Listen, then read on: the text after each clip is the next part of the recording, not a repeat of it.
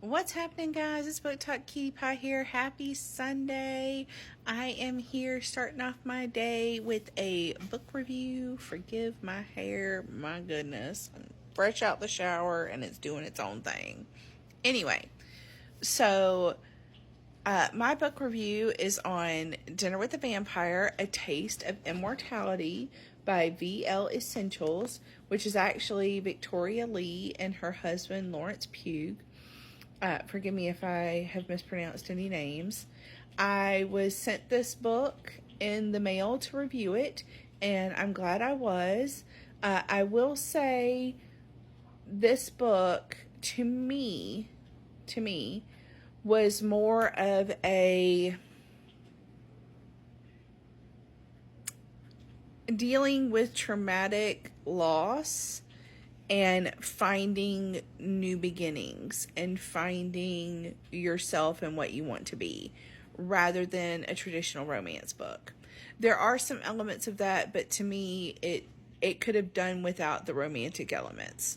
So you start with our main character, who is Juliet. Juliet lives in Louisiana and her parents are gone. She lives with her grandfather. Her grandmother has gone, and the book begins with a hurricane, and she is sent to evacuate to New Orleans proper because they live on an island, to one of her grandfather's clients. Her grandfather does fishing, so he sent her with basically the catch of the day and said, go stay with them. I'll be right behind you. I need to secure the boat. Well, hurricanes doing what hurricanes do. Grandpa did not make it. So Juliet ends up staying with the chef in New Orleans, PP, and she ends up having to kind of restart her life because literally everything was gone. So PP, deciding she has some real talent in the kitchen, decides to send her to Paris so that she can study under a Parisian chef and get more skills to open a special type of restaurant that he wants to open, which is a restaurant that blends different flavors together to create new fusion. So new tactics, new ideas, that kind of thing. So this is the book here. And like I said, from my perspective, it could have done without the romantic elements. It could have continued on Juliet's journey of finding her chef backbone, creating new dishes, spending her life that way, and seeing how she grows as a woman. But while she's in Paris, she meets a man named Laurent. And in my opinion, the way in which they meet felt a little forced to me because it was over halfway into the book when they meet, and the way in which they meet is she's at basically a wine and cheese tasting when he comes in, and then she immediately goes off with him, like ditches her friend, goes off with him.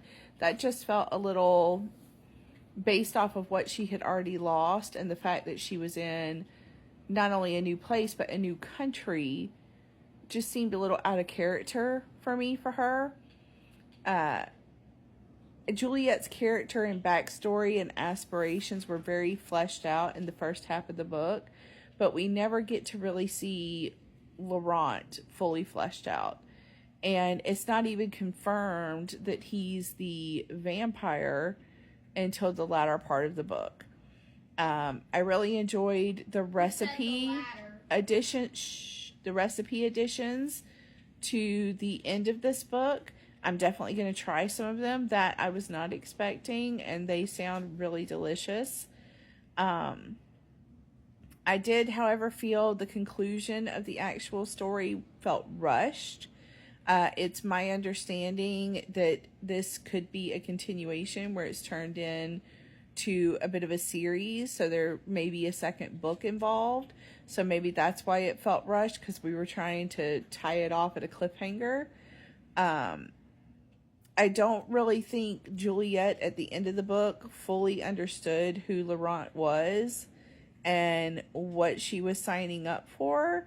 And I don't want to be too spoilery, but I think that there's definitely room to grow.